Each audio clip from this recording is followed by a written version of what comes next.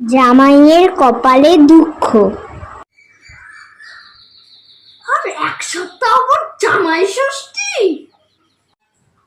কি গো, শ্বশুর বাড়ি থেকে এখনো ফোন করেনি? না গো, এবার তো আর একদিন বাকি, এখনো ফোন করেনি। যাই গিয়ে জিজ্ঞাসা করে আসি। কি গো, এখনো ফোন করেনি? না গো, এখনো ফোন করেনি।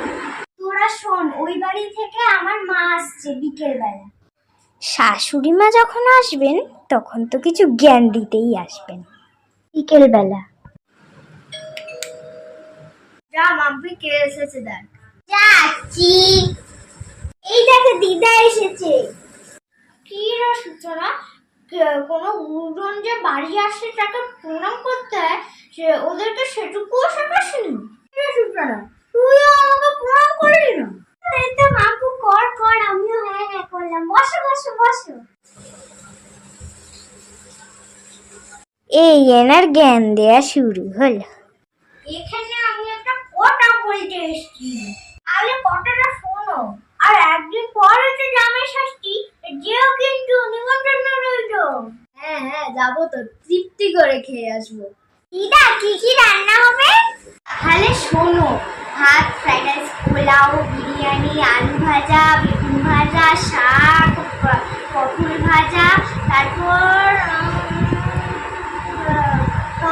তপসে মাছের ফ্রাই, মাছের মাথা, কুমড়ো ভাজা, ঢেঁড়স ভাজা, তারপর হচ্ছে মাটন, ট্যাংরা মাছের ভাজা, পাবদা মাছের ভাজা, ইলিশ ভাপা, চিংড়ি মাছের মালাইকারি, মাছের মাথা দিয়ে ডাল, ডাব চিংড়ি, চাটনি, দই, পাঁপড়, মিষ্টি, ফল, শনপাপড়ি।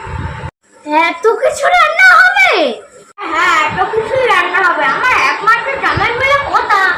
এত কিছু, তাও আবার গুনে গুনে 25টা? আরে বাবা, হ্যাঁ হ্যাঁ, তোর কথা ঢুকতে দিতে দিতেই তো আমার ওই বাড়ি যাওয়া হবে না। মা, তুমি এত তাড়াতাড়ি চলে যাবে? হ্যাঁ হ্যাঁ, আমাকে এখনই যেতে হবে। বলবো রোজটা জামাইয়ের জন্য 25খানা পদ রাখতে হবে কিনা, আমি এখন চলছি। Tata tata tata tata tata tata. দেখো কত কিছু পদ খাওয়াচ্ছে, 4-5 হাজার টাকার কিছু দিও মাকে। হ্যাঁ হ্যাঁ, হয়ে যাবে। পরের দিন ভোরে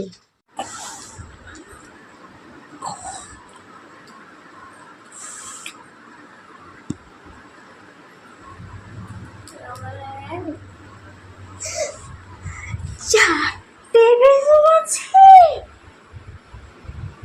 কি গো, ওঠো। উঠছি। কি রে মাম্পি, ওঠ। উঠছি। এই ও, দাদুর বাড়ি যাবি না? হ্যাঁ হ্যাঁ উঠছি। কি গো, তুমি কি আর বাথরুম থেকে বেরোবে না নাকি? প্রতিদিন তো 1 ঘন্টা লেট করো, এবারে তো 2 ঘন্টা লেট করছো।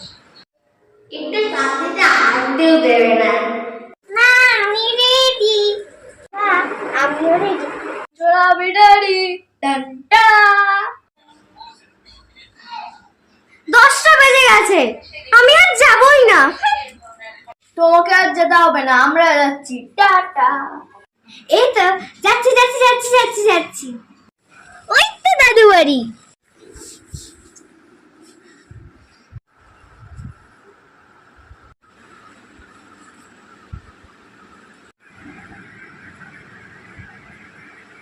বসো বাবা, বসো। তো জার্নি করে এলে একটু আমের শরবত না খেলে হয়? এসে কি ওদের জন্য আমের শরবতটা নিয়ে এসো। সবার আবার কি দরকার ছিল? খুব দরকার। এই গরম কি আম ছাড়া থাকা যায়? দাদুর বাড়ি এসে এরকম হ্যাংলামি করিস না। ঠিকই তো, এই গরম কি আম ছাড়া থাকা যায়? দেখো দাদুও বললো। সূচনা মনে চ, আমার সাথে একটু হাঁটা কাট করে দিবি। ওই বাটা নিয়ে ওই যে ফল মিষ্টি রাখা আছে ওখানে। হ্যাঁ হ্যাঁ, বসছি। এই নিন আপনার জন্য 4000 5000 টাকার শাড়ি। জামাই ষষ্ঠী টাকা বলে, সেটা সূচনা বলছে। হ্যাঁ হ্যাঁ, আমি বলেছি। তো তুমি তোমার জামাইকে এত কিছু পদ রান্না করে খাওয়াচ্ছ, আর এইটুকু করতে পারবেন না তোমার জামাই? কিন্তু বেশ হয়েছে। তোমার পছন্দ হয়েছে তো? তাহলে আবার খেতে শুরু কর। 1 2 3 4 5 6 7 8 9 10 11 12 13 14 15 16 17 18 19 20 21 22 23 24 25। এত রকম খাবার? এবার খাওয়া শুরু করি।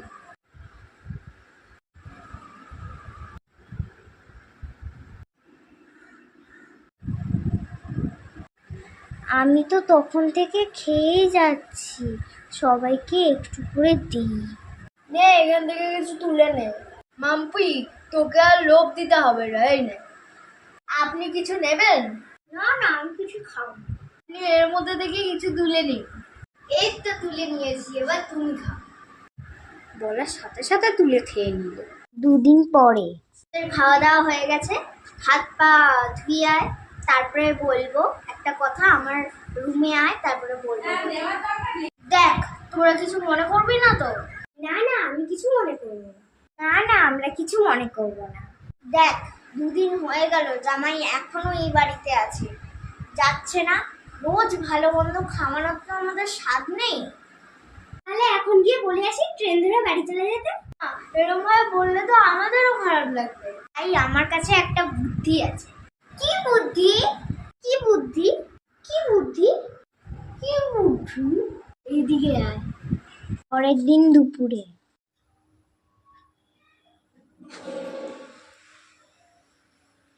খুব জোরে টয়লেট পেয়েছে, এবার এখন যেতেই হবে। এই দেখ, তোর বাবা টয়লেটে গেছে, এবার তুই ভালো করে ভূতের ভয় দেখাবি। আমি তো ভূতের অ্যাক্টিং এ এক্সপার্ট। যা সূচনা, তুই মোছার কিছু অ্যাক্টিং কর। হ্যাঁ ঠিক আছে। কি যেন ওখানে দাঁড়িয়ে আছে একটা।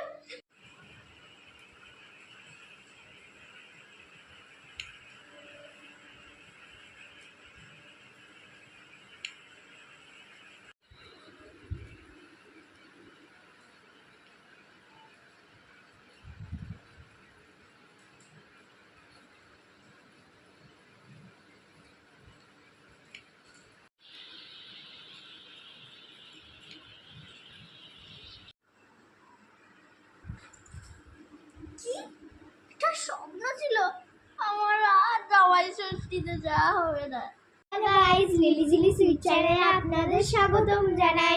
তো এই ভিডিওটা আপনাদের কেমন লাগলো নিশ্চয়ই আপনারা কমেন্টে জানাবেন। লাইক করবেন, সাবস্ক্রাইব করবেন, শেয়ার করবেন, কমেন্ট করবেন এবং এই চ্যানেলটিকে ফলো করবেন। তো টাটা, পরের ভিডিওতে দেখা হচ্ছে।